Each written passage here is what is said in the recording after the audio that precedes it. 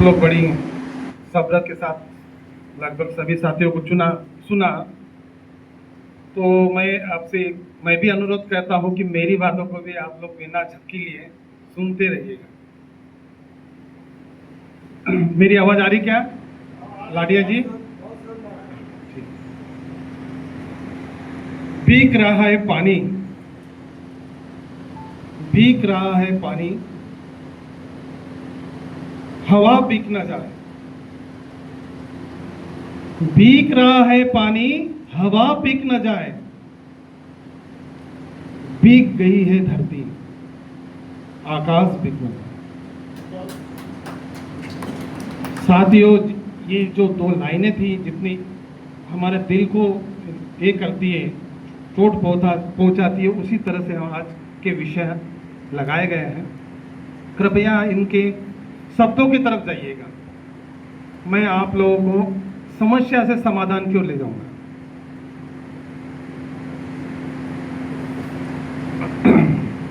मंच पर विराजमान मुख्य अतिथि महोदय, मूल निवासी professor doctor Rajesh Kumar Gautam,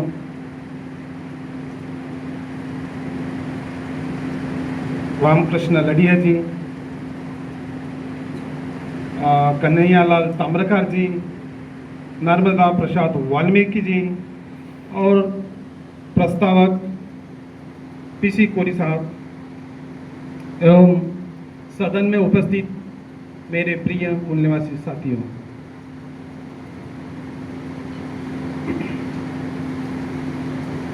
cluster अधिवेशन के इस उद्घाटन सत्र में हम राष्ट्रीयकरण का पैगाम, निजीकरण पर लगाम, अर्थात राष्ट्रीयकरण से लोकतांत्रिक राज्य समाजवाद की ओर, इस विषय पर चर्चा कर रहे हैं। विषय बड़ा और बहुत महत्वपूर्ण है। बामसेब की केंद्रीय कार्यकारिणी ने इस विषय को तय किया है, जो कि अपने आप में अद्भुत है। जब पूरे देश में निजीकरण जोरों पे चल रहा है, उस समय एक नई चर्चा बामसेब देश में खड़ी करना चाहता है, जो कि निजीकरण के विरुद्ध में है। बामसेब ने राष्ट्रीयकरण की, राष्ट्रीयकरण से लोकतांत्रिक राज्य समाजवाद की बात शुरू की है, क्योंकि आप सब जानते हैं धारा में तो सब बह जाते हैं, धारा में तो सब बह जाते हैं, लेकिन जो धारा के विपरीत चलता है उसी को वास्तव में परिवर्तन का प्रतीक माना जाता है। और बामसेब क्या कर रहा है? एक विरुद्ध चर्चा खड़ी कर रहा है। देश में बहाव क्या है? निजीकरण का बहाव। लेकिन बामसेब इसके विरुद्ध में जाकर चर्चा कर रहा है। तो साथियों, इस विषयों को ध्यान से सुनिए और जहां तक हो सके नोट कीजिएगा। मेरी माइक से आवाज बराबर आ रही है? साथियों, डॉक्टर बाबा साहब भीमराव अंबेडकर ने इतिहास के बारे में अपनी पुस्तक प्राचीन भारत में क्रांति और प्रतिक्रांति, ये पुस्तक है, प्राचीन भारत में क्रांति और प्रतिक्रांति में कहा है कि भारत का इतिहास बुद्धवाद और ब्राह्मणवाद के बीच एक संघर्ष के सिवाय कुछ भी नहीं है। असमानता ब्राह्मणवाद का आधिकारिक सिद्धांत है। बुद्धवाद ने इसकी जड़ और शाखा का विरोध किया। तो साथियों, ये जो संघर्ष है भारत में, वह दो विचारधाराओं के मध्य है और यह बहुत पहले से चल रहा है और अभी भी वर्तमान में चल रहा है। ऐसा नहीं खत्म नहीं हुआ, अभी भी चल रहा है, ऐसा बाबा साहब लिख रहे हैं। यदि हम वर्तमान में देखें तो भारत में वास्तविक संघर्ष सामाजिक परिवर्तन और यथास्थितिवाद के बीच है या नहीं है? और हम अर्थात वाम से सामाजिक परिवर्तन के साथ हैं। यथास्थितिवाद ही समरसता है। आप सुनते होंगे समरसता, ये यथास्थितिवाद है। यथास्थितिवाद मतलब जो संविधान लागू होने के पहले जैसा चल रहा था वैसे ही चलता रहे, उनकी व्यवस्था में कोई उठापटक ना हो, उनको वो समरसता कहते हैं। लेकिन ये यथास्थितिवाद है, बाबा साहब का ऐसा कहना है। साथियों, आप अगर इस संघर्ष को, देश की क्रांति और प्रतिक्रांति को नहीं समझेंगे तो भारत के इतिहास को नहीं समझ पाएंगे, जो संघर्ष अभी भारत में वर्तमान में चल रहा है। भारत क्रांति और प्रतिक्रांति का, भारत में क्रांति और प्रतिक्रांति का देश है। भारत में जब भी क्रांति हुई है तो उस क्रांति को खत्म करने के लिए प्रतिक्रांति हुई है।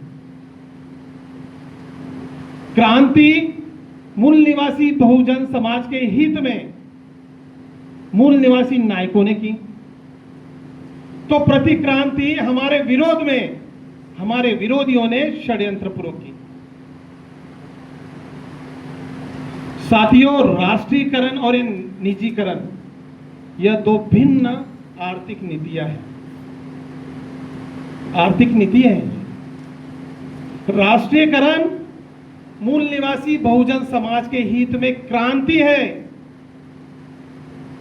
तो निजीकरण हमारे विरोध में प्रतिक्रांति।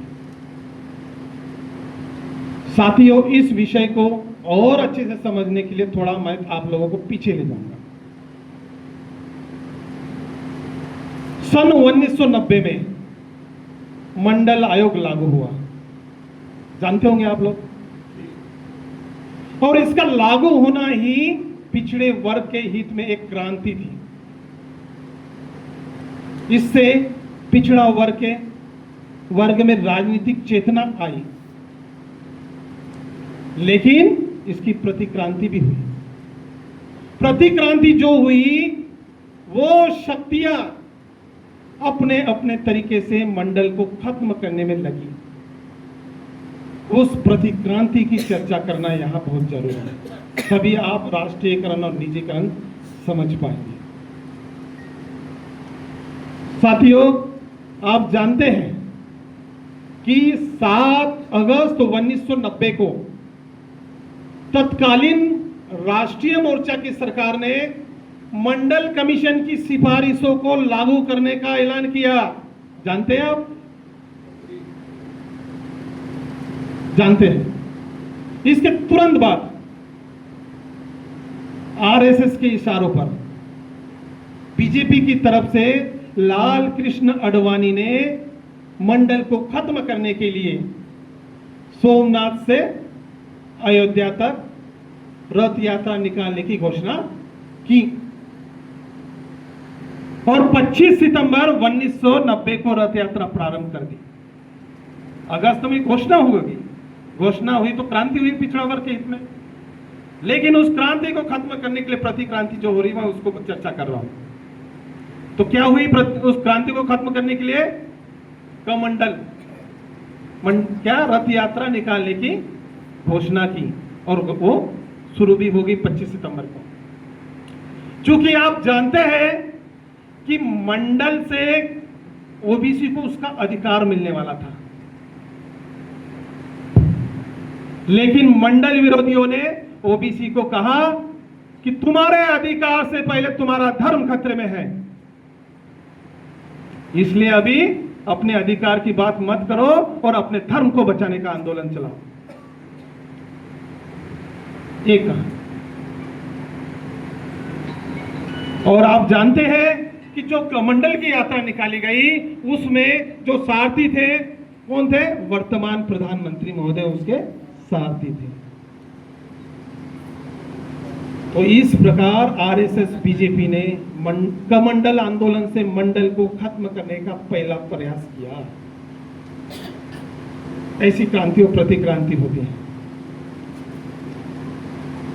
दूसरा प्रयास कांग्रेस पार्टी की तरफ से हुआ।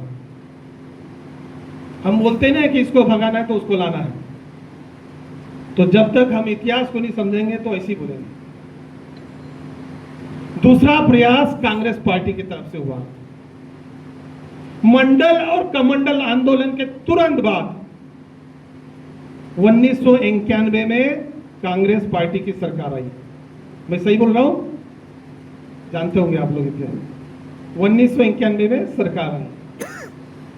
नरसिम्हा राव और मनमोहन सिंह की जोड़ी ने मंडल को खत्म करने के लिए 24 जुलाई 1991 को LPG, liberalization, privatization and globalization, उदारीकरण, निजीकरण और वैश्वीकरण की आर्थिक नीति घोषित की और उसको आगे बढ़ाया। निजीकरण के कौन जनक है? किसने लाया?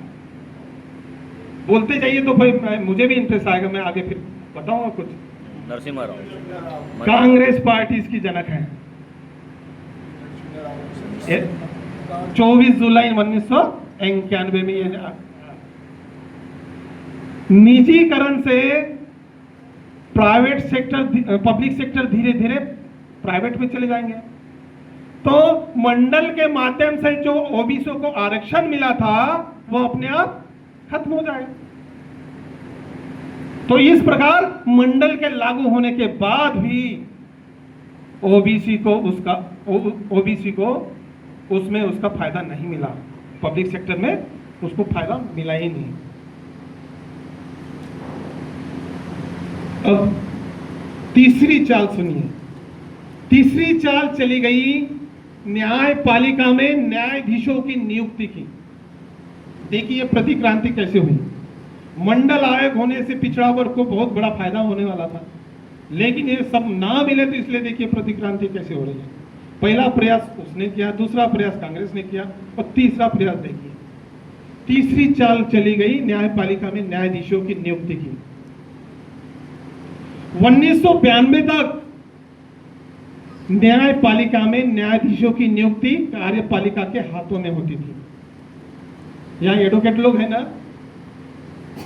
कार्यपालिका मतलब सरकार, उनके हाथों में होती थी। लेकिन जब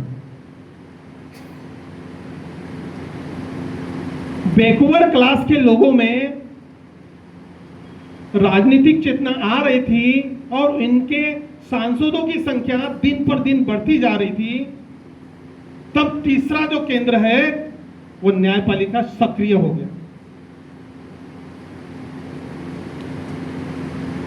सक्रिय हो गया।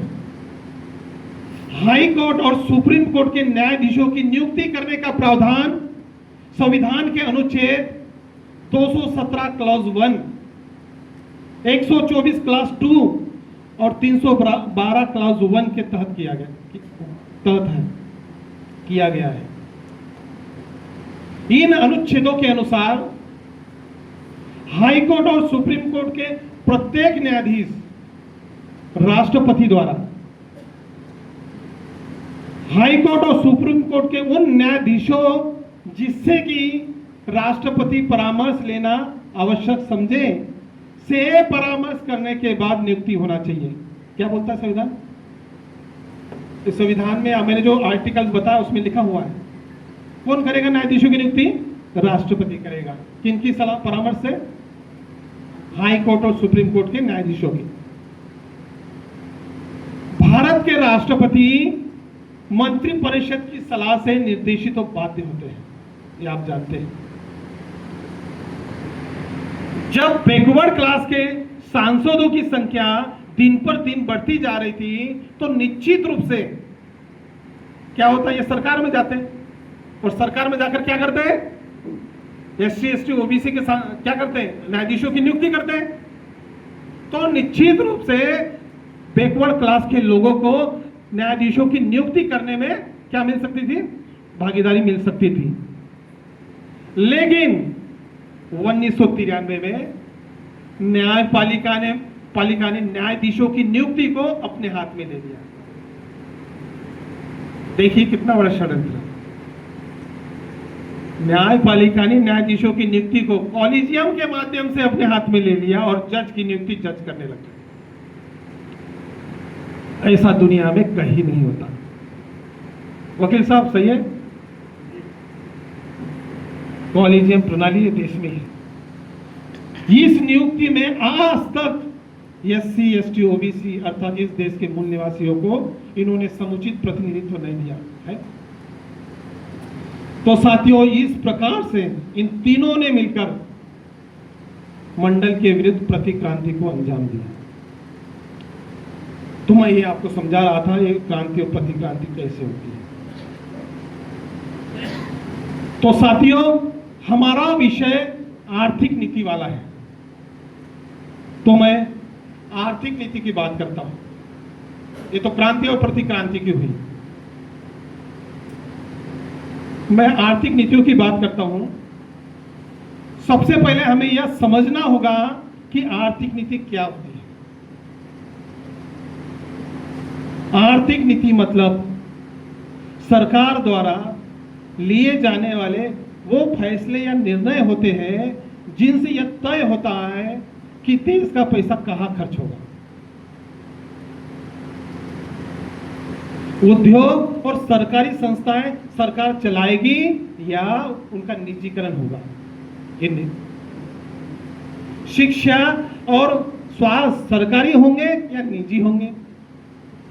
रोजगार पैदा कैसे होंगे, महंगाई और नियंत्रण कैसे कम होगी, प्राकृतिक संसाधनों पर नियंत्रण किसका होगा, और देश की संपत्ति का फायदा जो लाभ है वो पूरे समाज को मिलेगा या गिने चुने लोगों को मिलेगा। इन सभी को क्या कहते हैं? आर्थिक नीति कहते हैं। तो मैं अब आर्थिक नीति की परिभाषा आपको बता चुका हूं। अब मैं आर्थिक नीतियों के ऊपर जाता हूं। अब मैं आर्थिक नीति की बात करूंगा जिन आर्थिक नीतियों को कांग्रेस पार्टी ने आगे बढ़ाया है। कब बढ़ाया है? 1991 में। उसी आर्थिक नीतियों को वर्तमान सरकार भी आगे बढ़ा रही है। निजीकरण बंद हुआ क्या? चल रहा है। दुख की बात है कि उपरोक्त आर्थिक नीतियों का विरोध बैकवर्ड क्लास की पॉलिटिकल पार्टियों को करना चाहिए था, लेकिन इन्होंने इन आर्थिक नीतियों का विरोध न तो संसद में किया और न ही सड़क पर। ये इसलिए दुख की बात है। बामसेब इन आर्थिक नीतियों का विरोध करता रहा, लेकिन हमारी जो पॉलिटिकल जो पार्टी थी उसने भी इन संकेतों को नहीं समझा। आप समझ सकते हैं हमारी जो संकेतों को समझिए। हमारी जो कांग्रेसी पार्टी थी उसने भी नहीं समझा। जब निजीकरण की नीति लागू हुई तो उस समय क्या थी? उस समय कांग्रेस पार्टी की सरकार रही हो या फिर बाद में अटल जी की सरकार रही हो, यह सरकारें बैकवर्ड क्लास के पॉलिटिकल सपोर्ट से ही चल रही थी। ये बड़ी बात है। अगर ये समर्थन ले लेते तो सरकार तो धड़म से गिर जाती और आर्थिक निजीकरण की नीति लागू नहीं होती, लेकिन इन्होंने विरोध नहीं किया। ऑक्सफैम इंडिया एक संस्था है जो सर्वे करती है कि resisting the rules of the rich, इस नाम से जनवरी 2026 अभी में एक रिपोर्ट आई है। इस रिपोर्ट के अनुसार केवल 1% लोगों के पास देश की कुल संपत्ति का 40.01% से अधिक हिस्सा उनके पास है। जनवरी 2026 की रिपोर्ट है ऑक्सफैम इंडिया की। 1% लोग, ये आपके MPS, आप UPSC की तैयारी कर रहे हैं, जनरल नॉलेज में भी काम आएगा। तो यह रिपोर्ट इस बात पर प्रकाश डालती है कि निजीकरण की नीति ने क्या किया? असमानता को बहुत ज्यादा बढ़ा दिया है। 1% लोगों के पास इतना सारा धन और बाकी लोग 5 किलो राशन पर। तो निजीकरण की नीति ने आर्थिक असमानता को बहुत बढ़ा दिया है। दूसरा जो नुकसान हुआ है वह है भारत में गरीबी बहुत ज्यादा बढ़ गई है। सर पढ़ लीजिए।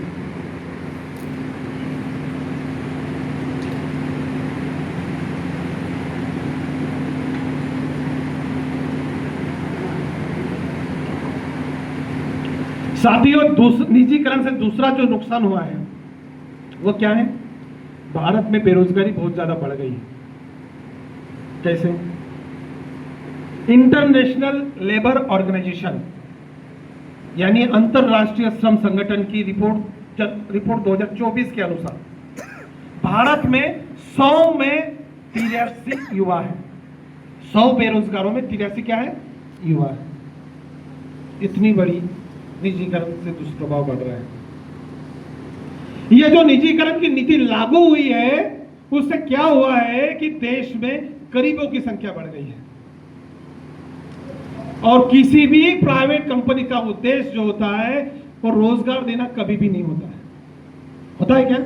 नहीं होता। रोजगार देना कभी भी नहीं होता। उनका उद्देश्य अधिक से अधिक लाभ कमाना होता है। और इसके लिए यह जरूरी है कि वह क्या करेगी? कम से कम कर्मचारियों को अपने पास रखकर काम कराएगी और अधिक से अधिक मैकेनिकल तकनीकी का इस्तेमाल करेगी। वो आपको रोजगार देना उसका उद्देश्य नहीं होता। तो साथियों, अभी और बेरोजगारी बढ़ने वाली है। मैं आपको वार्न कर रहा हूं।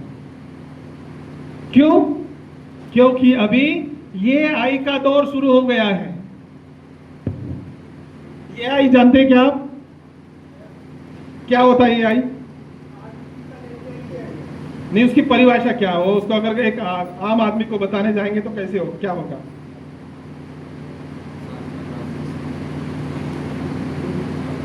आर्टिफिशियल इंटेलिजेंस तो इसका फुल फॉर्म होता है। अगर एक हम अनपढ़ आदमी को बात बताने जाएंगे, क्योंकि यहां इस सदन में सभी तरह के लोग हैं, AI का मतलब होता है मशीन से बात करने को AI कहते हैं। मशीन से बात करने को कुल AI कहते हैं। और जब मशीन से बात करेगी तो क्या होगा? बहुत सारे लोगों का रोजगार जाने की संभावना है। होगा? इसलिए मैंने कहा अभी कि अभी बेरोजगारी बढ़ने वाली है। तो अगला मैं ये बात करता हूं आप लोगों से, साथियों, की ये जो निजीकरण की जो नीति है लागू हुई है, क्या हमारे संविधान के नीति निर्देशक तत्वों से सुसंगत है? अभी तक तो हमने इसका क्या किया? विरोध किया। और आप भी यहां से बाहर जाकर आप निजीकरण का विरोध करेंगे। लेकिन जो हमारे विरोधी है, कई ऐसे हैं जो निजीकरण का फायदा भी बताएंगे। तो आपके लिए, आपको उनसे भिड़ने के लिए आपके पास अच्छा जनरल नॉलेज होना चाहिए। तो मैंने सवाल किया आपको कि जो निजीकरण की जो आर्थिक नीति लागू हुई है, क्या संविधान के हमारे भाग 4 directive principles of state policy से सुसंगत है? संविधान में नीति निर्देशक तत्व, जिसे इंग्लिश में कहते हैं directive principles of state policy, नीति निर्देशक तत्व में लिखा है, क्या लिखा है संविधान के नीति निर्देशक तत्व में? संविधान के नीति निर्देशक तत्व जो है वो कल्याणकारी राज्य के मॉडल पर जोर देने का काम करता है।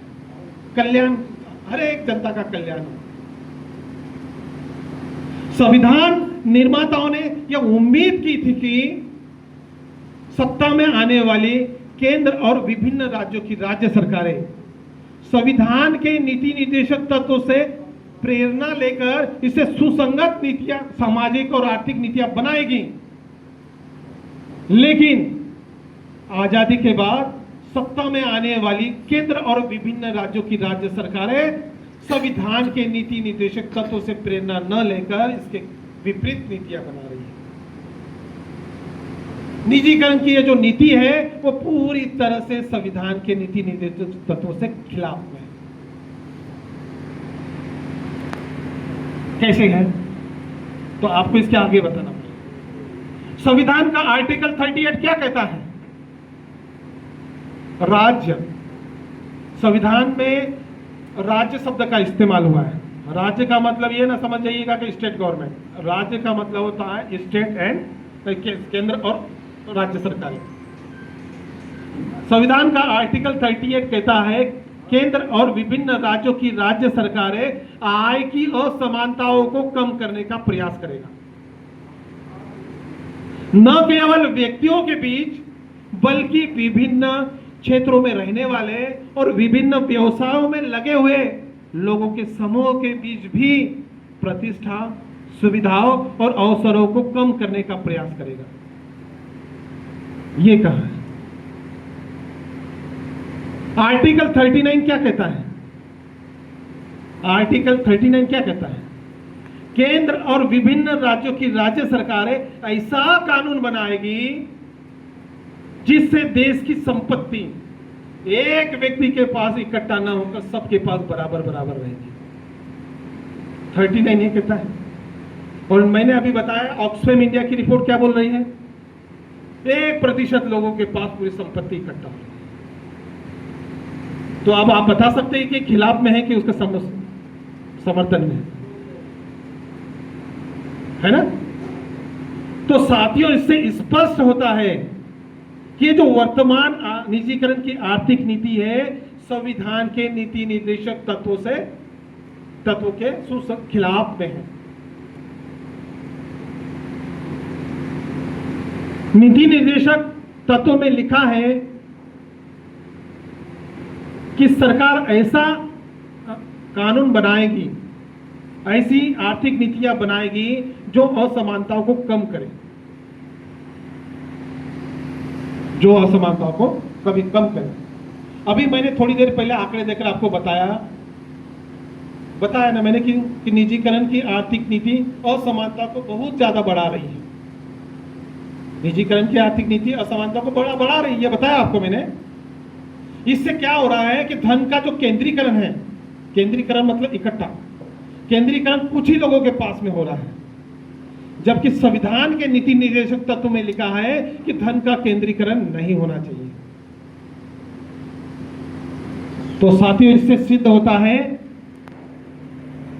कि निजीकरण की जो नीति है, चाहे वो कांग्रेस सरकार के समय की हो या चाहे वर्तमान बीजेपी सरकार की हो, इनकी आर्थिक नीतियां पूरी तरह से संविधान के नीति निर्देशक तत्वों के खिलाफ में है, टोटली खिलाफ है। तो ये आपकी यहां तक बात भी खिलाफ है। तो मैं आपसे ये पूछता हूं, या संविधान या जो निजीकरण का जो समर्थक है वो आपसे ये पूछेगा कि चलो खिलाफ में, तो आप बताइए निजीकरण हमारी आर्थिक नीतियां होनी कैसे चाहिए। मैं आप सभी से सवाल करता हूं, तो हमारी आर्थिक नीतियां कैसी होनी चाहिए? साथियों, हमारी आर्थिक नीतियां संविधान के नीति निर्देशक तत्व से सुसंगत होना चाहिए। ये आपका पहला उत्तर होना चाहिए। लिख लीजिए, अभी टकराव होंगे तो आपके पास जानकारी ही हथियार होता है। अभी कहते हैं आपके पास जानकारी होगी तो आप पछाड़ सकते हैं। तो कैसी होना चाहिए हमारी आर्थिक नीतियां? संविधान के भाग 4 directive principles of state policy से सुसंगत होना चाहिए। साथियों, जब बाबा साहब डॉक्टर भीमराव अंबेडकर संविधान सभा के सदस्य थे, तब उन्होंने संविधान सभा को मार्च 1947 में एक ज्ञापन सौंपा। इस ज्ञापन को स्टेट एंड माइनॉरिटीज, जिसे हिंदी में राज्य एवं अल्पसंख्यक कहते हैं, इस नाम से एक पुस्तक के रूप में प्रकाशित किया गया। इस ज्ञापन में उन्होंने राज्य समाजवाद के माध्यम से आर्थिक समानता की बात की है। उनके अनुसार यदि भारत एक वास्तव में लोकतांत्रिक राष्ट्र बनना चाहता है तो उसे संविधान में आर्थिक समानता के कार्यक्रम को शामिल करना चाहिए, ऐसा बाबा साहब का मत था। शामिल करना चाहिए। ये राज्य एवं अल्पसंख्यक में उन्होंने संविधान कैसे होना चाहिए, उसमें आर्थिक नीतियां कैसी होना चाहिए, नागरिकता कैसे होना चाहिए, इन सारे मुद्दे पे बात हुई है।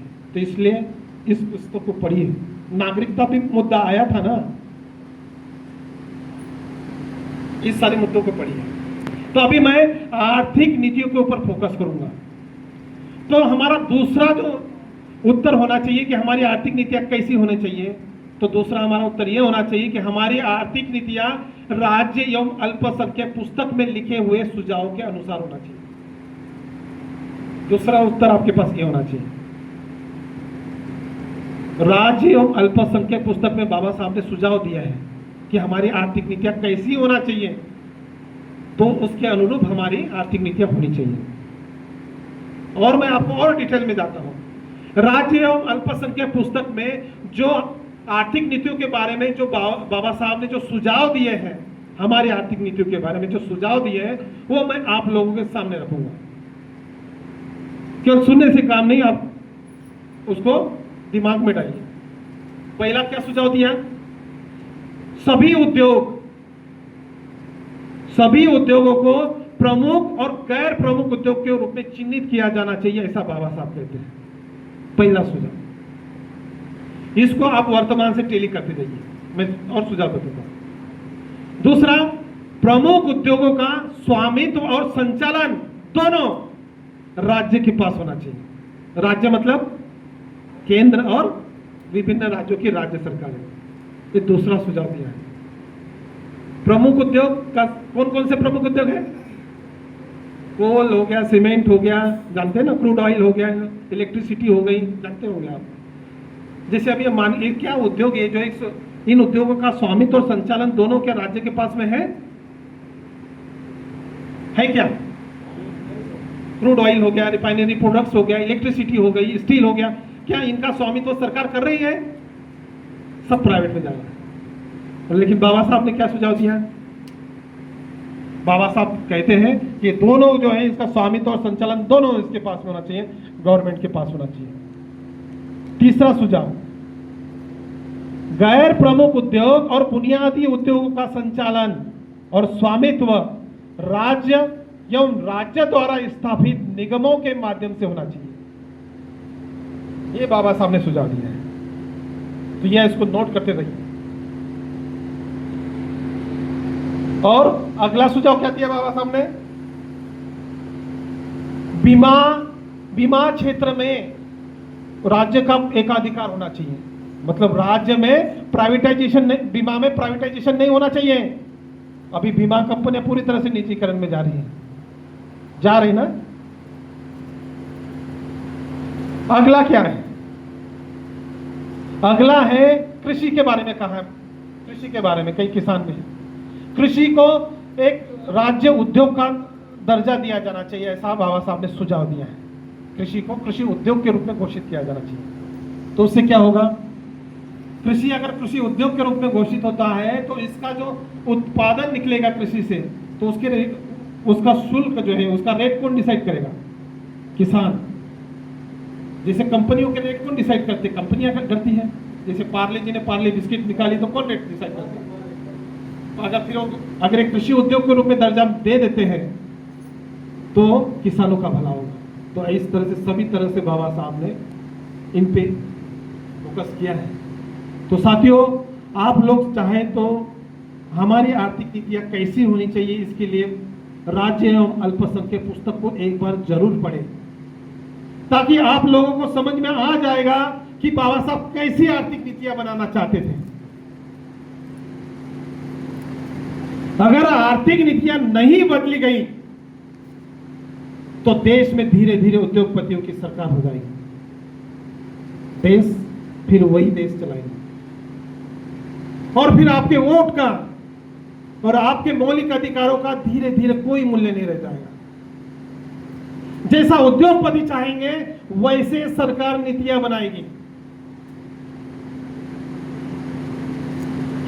कोई श्रम कानून नहीं रह जाएगा और आप सब लोग बंधुआ मजदूर बन जाएंगे। और आप लोग देख भी रही हैं कि जो सरकारें हैं वो श्रम कानून को जल्दी जल्दी खत्म कर रही है, ना? कर रही है।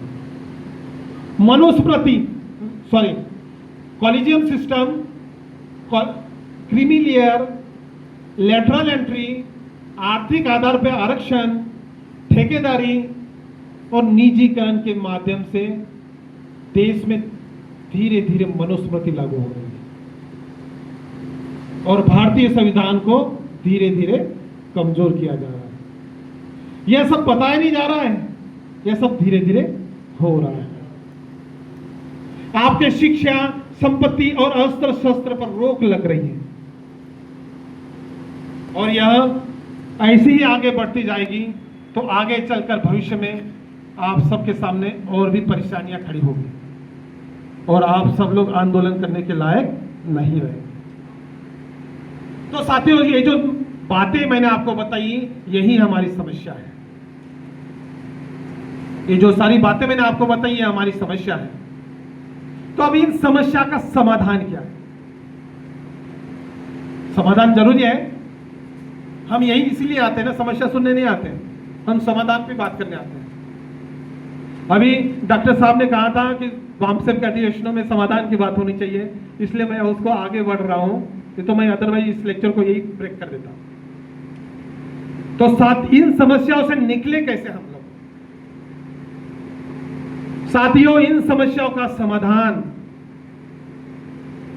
केवल एससी, एसटी, ओबीसी और माइनॉरिटी के जो लोग हैं उनके एक होने में ही है, उनके एक होने में ही है जो अलग अलग संगठन चला रहे हैं। इन संगठनों को कम से कम 4 सिद्धांतों पर, कम से कम 4 बातों पर सहमत होकर एक साथ आना चाहिए और लड़ाई लड़नी चाहिए। क्या है वो 4 सिद्धांत जिससे लाखों संगठन, अभी देश में लाखों संगठन है, 40 लाख से ऊपर है, पता नहीं, लेकिन अभी 4 साल पहले का डाटा 40 लाख से ऊपर है। तो इन संगठन, हमारा समस्या का समाधान क्या है? इन संगठनों को एक होने में है। तो एक कैसे हो?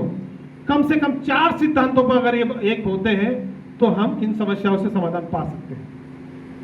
क्या है वो 4 बातें? नोट कीजिए। पहला, संविधान और संविधानवाद।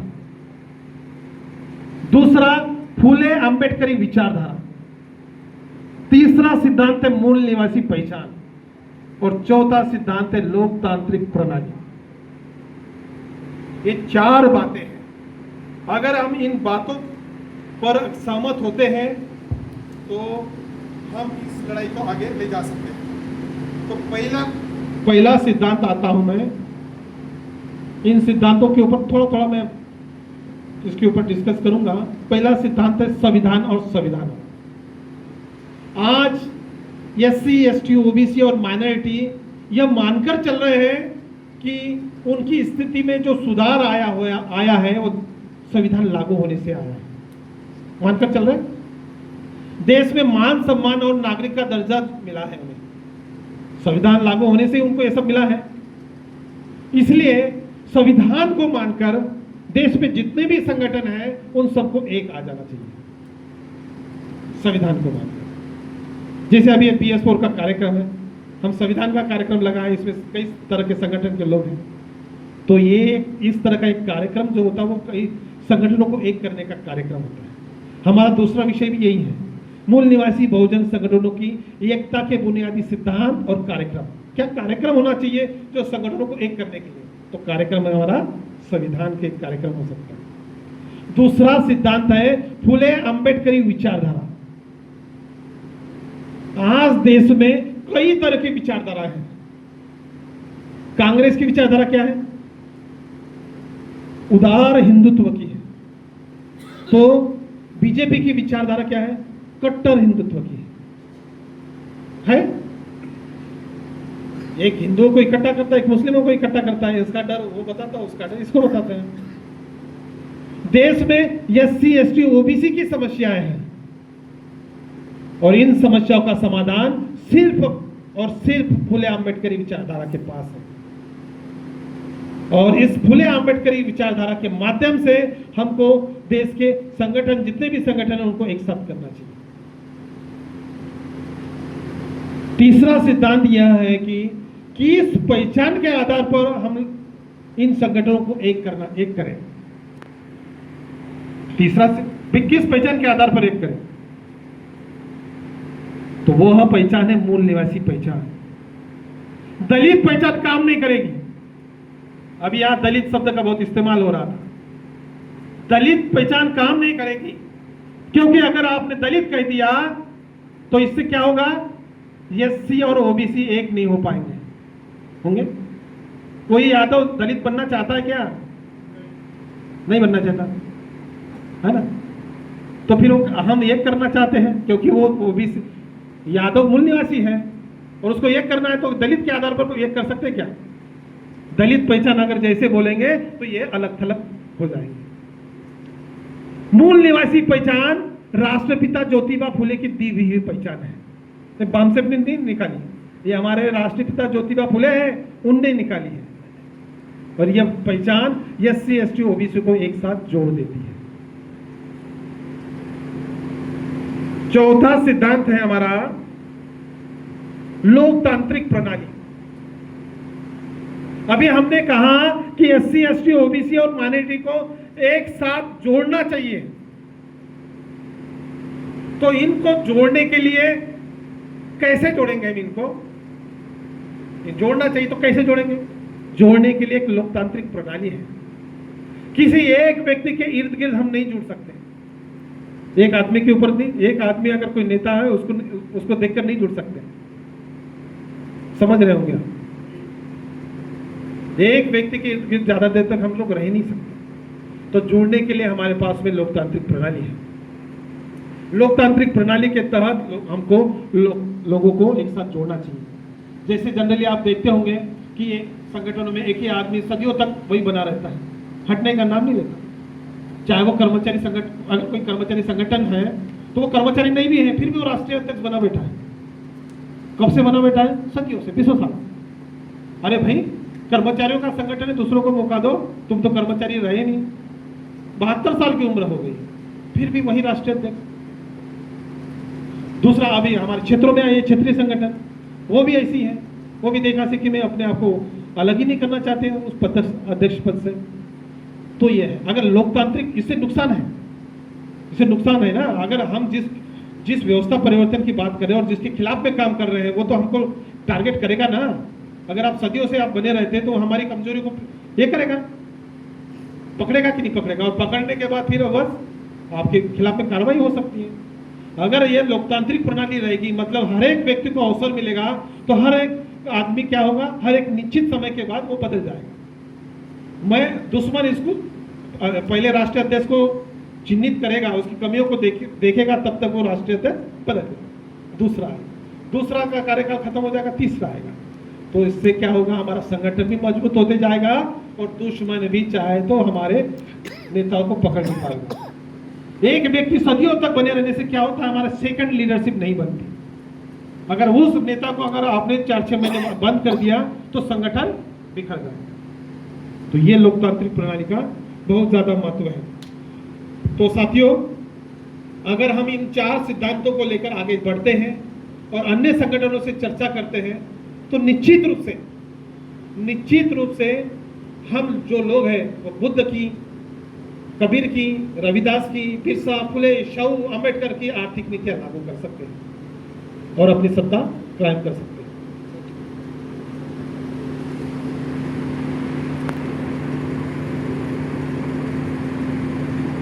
तो साथियों, आप लोगों ने मुझे इतनी देर तक सब्र से सुना और मैंने भी आप लोगों का इतना समय लिया, तो इस 2 विषय को गंभीरता से नोट कीजिए, क्योंकि ये निजीकरण जो है वो प्रतिक्रांति के स्वरूप में हमारे सामने आया हुआ है।